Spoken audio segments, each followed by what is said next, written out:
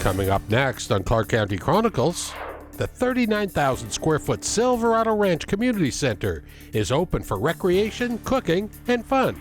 A new detention basin is named after a man considered one of the founding fathers of the Clark County Flood Control District. And the slumbering harbinger of spring, Mojave Max, is wide awake and stepping out at the Springs Preserve. Those stories and more coming up next on Clark County Chronicles.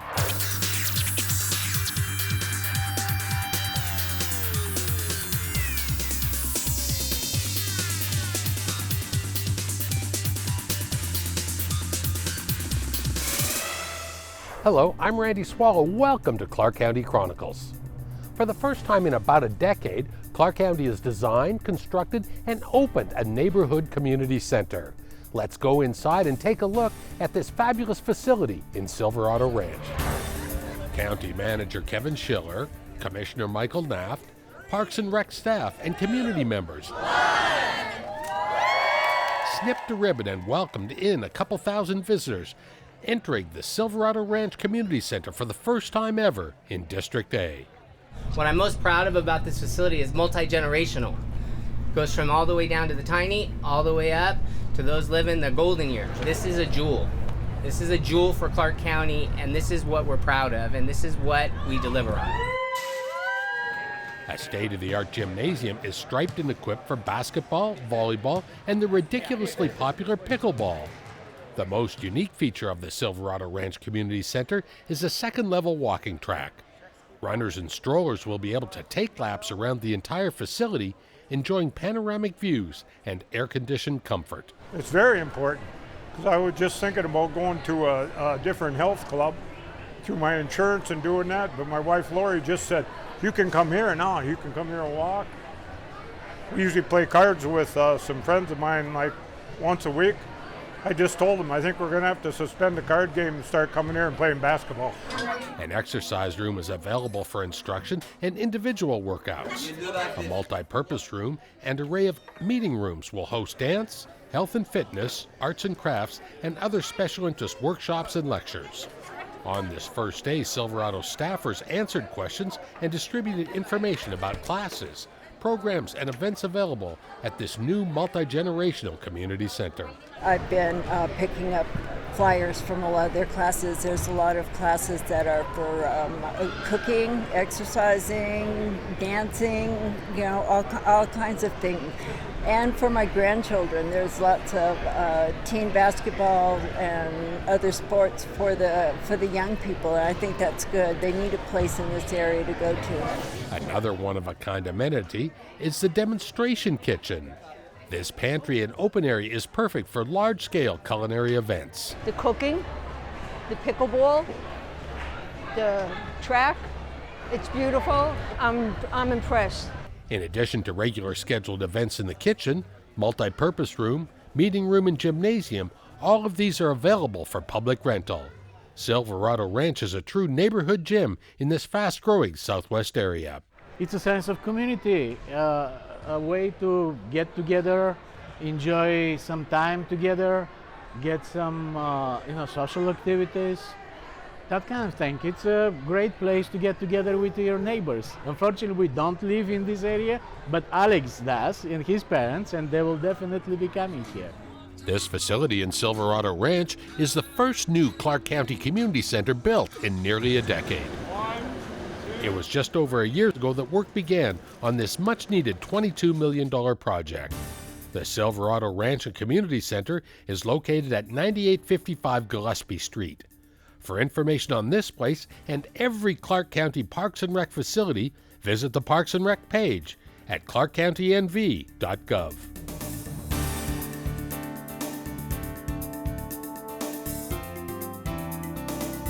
Brightline West broke ground on the nation's first high-speed passenger rail line. It will deliver passengers from Las Vegas to Rancho Cucamonga, California in about 2 hours. All right, the moment you've been waiting for. Here we go. A collection of county, local, California, and federal officials helped kick off the start of a historic groundbreaking. A high-speed train that will move passengers 218 miles from Las Vegas to Southern California. This ceremony marked Brightline West's construction commencement of the future home of the Las Vegas terminal, located on South Las Vegas Boulevard near Blue Diamond Road. This is such an exciting project for Southern Nevada, not only for tourists but also for locals. This is going to bring tens of thousands of good paying construction jobs and then thousands of jobs after that. They'll continue to work on the maintenance and the operations of this train, high-speed trains. Just an exciting project for all of us, both in Nevada and in California. Brightline West will benefit tourism, ease traffic congestion on the usually jammed Interstate 15 while eliminating tons of auto-producing carbon pollution. This project is expected to be a $10 billion economic boom to California and Nevada, creating 35,000 construction jobs and more than 1,000 permanent positions when completed in about 4 years. 2 terminals are planned in California, in the Victorville area, and then Rancho Cucamonga. On behalf of the Biden administration, it is my great honor to help break ground on what will be the first high-speed rail in American history. Brightline West will cost about $12 billion, with $3 billion coming from Washington, D.C., in the form of grant funding from the bipartisan infrastructure law. When this line opens, and Brightline West is working aggressively to meet their ambitious 2028 target, there will be a million fewer cars stuck in traffic. The company owns and operates a similar successful mass transit train in Florida. Brightline riders travel from Orlando to Miami aboard comfortable cars on elevated track. Brightline founder Wes Edens thinks this project will become one of our country's historic infrastructure innovations. What I believe will be the legacy of today is this is really to mark the beginning of the high-speed rail industry in the country. And what I mean by that is we have an automobile industry, we have an airplane industry. There's no reason the United States of America should not be the leader in the world for a high-speed rail industry. For general information, construction progress, and much more, visit brightlinewest.com.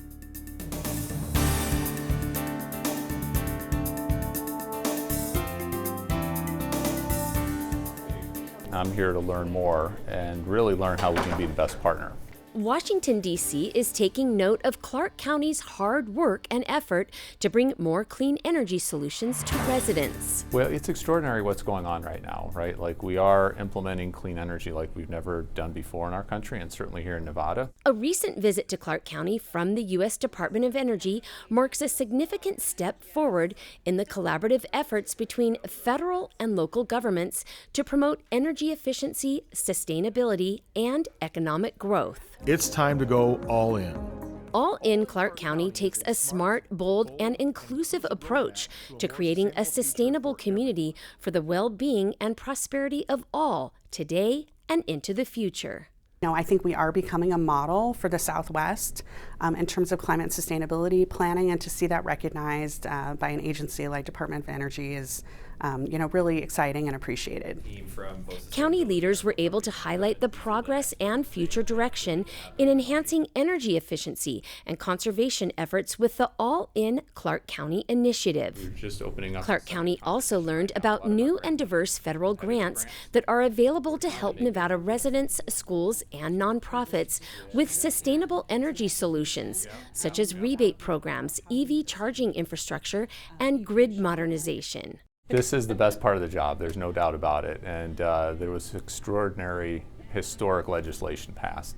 We've never had the tools, the volume of funding, the tax incentives, the rebates out there, and so it's just cool and exciting to see that actually making people's lives better, and that's what we're trying to do in the Biden administration and certainly in our department, and it's just exciting to work with partners like the ones that we had a chance to meet with today. To be recognized by the federal government and the Department of Energy for the work that we're doing and the leadership that the region and Clark County is showing just means a lot. For more information on the All In Clark County initiative, you can visit allinclarkcounty.com.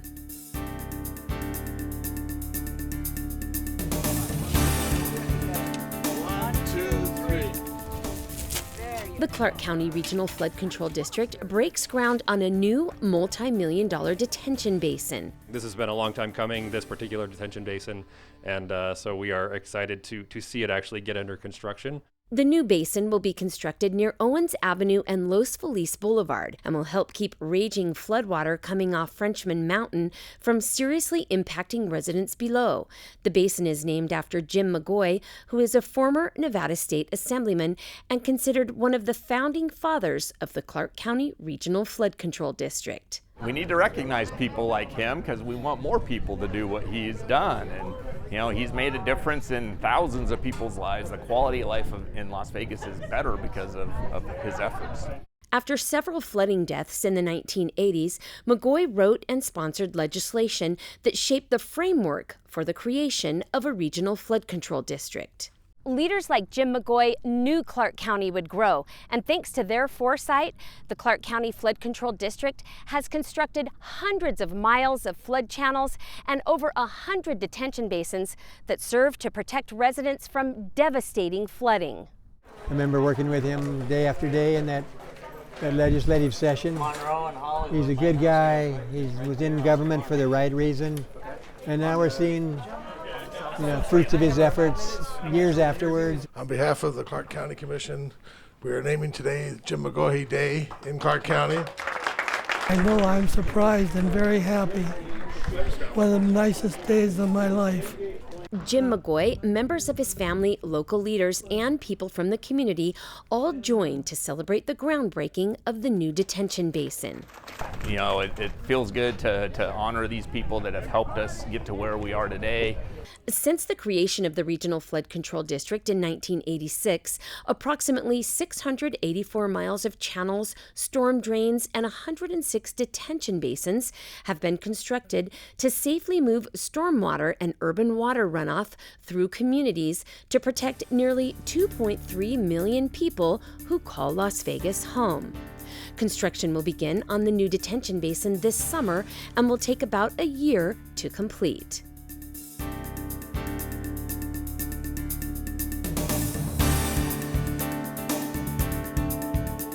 With the weather warming up in Las Vegas, it's the time of year many think of heading up to the cooler temperatures at Mount Charleston.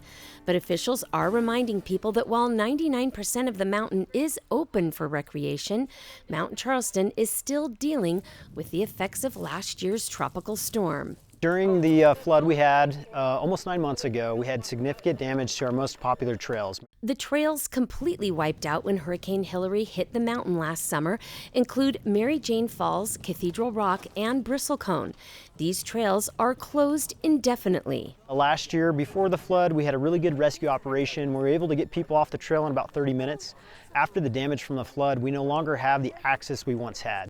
Officials are urging visitors to the mountain not to ignore areas that are closed. The areas are dangerous, and by putting yourself at risk, you're putting rescue crews at risk. Rescue's going to be long. It doesn't mean we're not going to go back there. It's still our job and our duty, so if you call 911 and you're hurt, we're still going to respond. Just know that it's not the best case scenario, and usually when we respond, law enforcement does assist us quite a bit, and there is possible for penalties if you're back there. Echo Trailhead and Little Falls Trail could reopen later this year. Staff with the Spring Mountains National Recreation Area still have to access these sites after the snow melts to determine what repairs are needed. Although some of the most popular trails are closed, several other hiking trails in the mountains are open, including the Fletcher Canyon and Eagle's Nest Trailhead, the Spring Mountains Visitor Center Gateway Trails, and Cliff Rose Trailhead. And it kind of goes back to those areas that were damaged were most highly used areas, but there's so much more out there that the public can enjoy. So I just recommend exploring something new. We don't want people not to come up here. Obviously it's going to get hot like it always does in Vegas, and we have our beautiful mountain up here with lower temperatures, but come prepared. Before heading to the Mount Charleston area, officials suggest checking out the Go Mount Charleston webpage for weekly updates.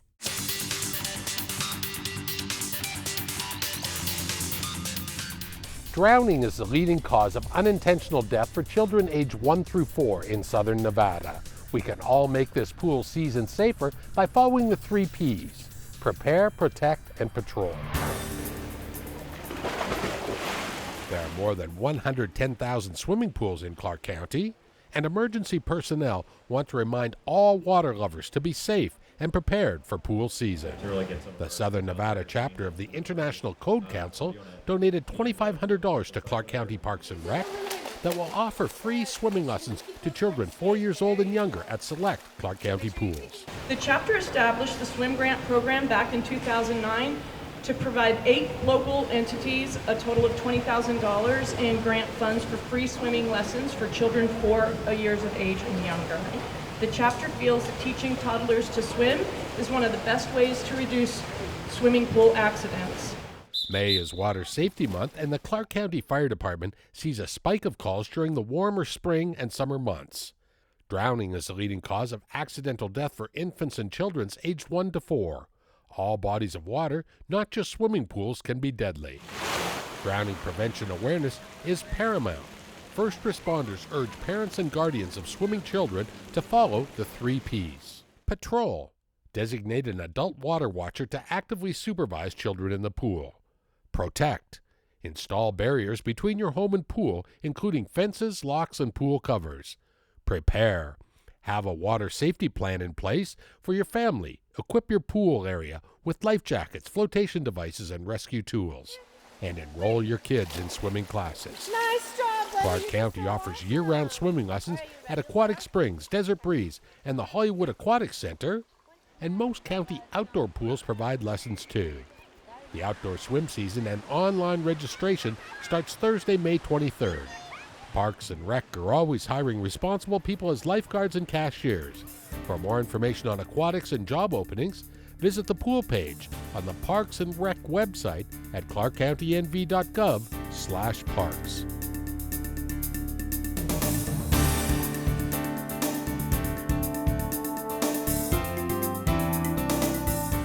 As temperatures rise heading into the hot summer months, Clark County officials are reminding residents and visitors the desert heat can be dangerous. Because last year we had a little over 300 deaths, which were related to heat.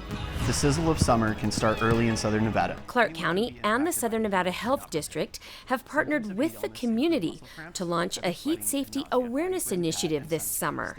The Beat the Heat SNV campaign aims to keep people safe as daytime temperatures in the region get closer to triple digits. Beat the heat, Southern Nevada. I don't want my crews going on calls with kids in the cars this year, right? And certainly the less of those that we can get down by continuous messaging, education, and enforcement, that's the way we're going to do it.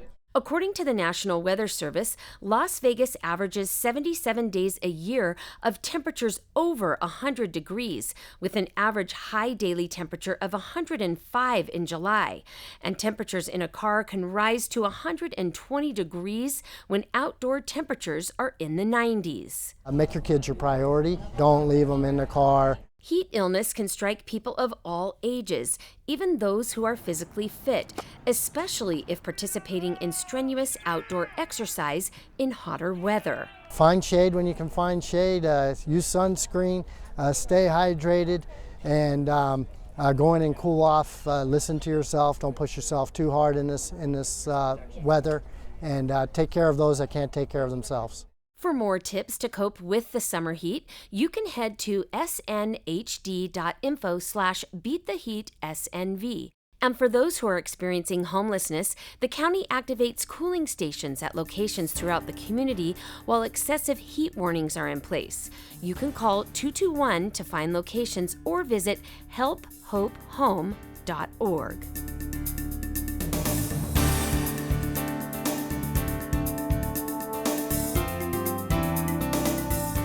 The Spring Mountain Corridor redevelopment plan is seeking public input to help grow and improve Chinatown into an economic powerhouse and community gathering space. The Spring Mountain Corridor, commonly referred to as Chinatown, is much more than that. This 3-mile neighborhood from Interstate 15 to Rainbow Boulevard shows its diverse multi-ethnic roots. In fact, WalletHub.com ranked this area as the 5th most culturally diverse community in the United States. Commissioner Justin Jones is a longtime proponent of this iconic neighborhood. This is not only a place where hundreds of thousands of locals come on a daily basis to partake of the food, but also for the hundreds of thousands of tourists who come and stay on the Strip, but when they want authentic cuisine, they don't go to those fancy restaurants down there on the Strip. They come here. Spring Valley is well regarded as home to some of the best and most authentic Asian restaurants and shopping destinations in the entire valley. Now, Clark County, local residents, small business owners, and other stakeholders are working to uplift the Spring Mountain corridor to even greater heights.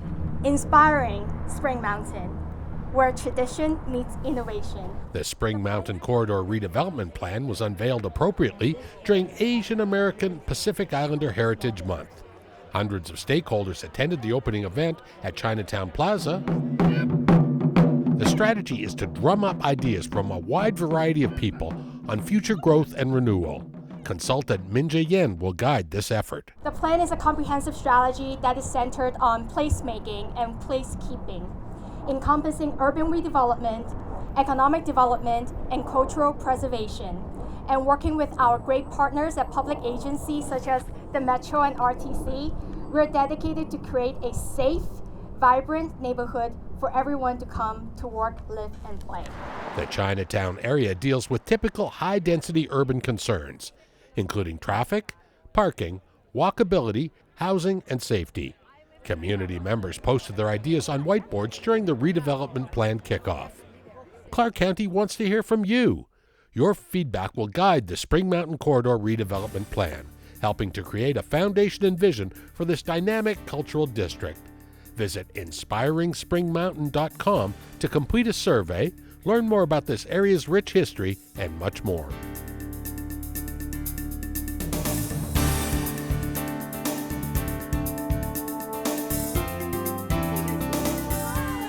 A local fourth grader was recently honored as the winner of the 2024 Mojave Max Emergence Contest. Yay, Kiera! A celebration took place at Kiera's school, which just so happens to have their own turtle, Goldie, living right on campus. I've seen last year whenever Goldie came out, and I was like, maybe since they're both turtles, maybe Mojave Max will come out soon. Mojave Max emerged from his burrow on the 15-acre desert tortoise habitat at Springs Preserve at 3:09 p.m. on April 23rd. Kiera's guess was so close and within 20 minutes, predicting Max would emerge on April 23rd at 2:45 p.m. It was just great. It's a really fun surprise to hear, coming out of nowhere that, here we are. She guessed part of this really big, thing that we have here in Nevada. Kiera and her classmates enjoyed a field trip to the Springs Preserve to meet Mojave Max. So I'm so excited. A lot of them haven't been there. So for them to see it the first time, and what a great way to end the year. Kiera also receives a year-long family membership to the Springs Preserve and America the Beautiful year-long family pass to national parks and federal recreation areas, and a laptop computer. Kiera's teacher also receives a new laptop computer. Oh, I'm sure. Every year we do it, I learn a lot more because I keep having them dig deeper, and I try to dig deeper with them. Mojave Max! The Mojave Max Emergence Contest has taken place every year since 2000, and more than 4,000 guesses were received during this year's Emergence Contest. If you want to learn more about Mojave Max, you can visit mojavemax.com.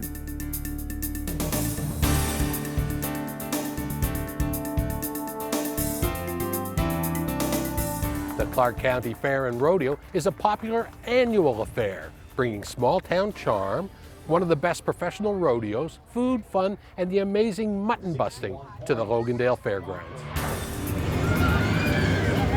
Carnival rides and amusement park games provided thrills and spills for visitors of all ages on the fairgrounds.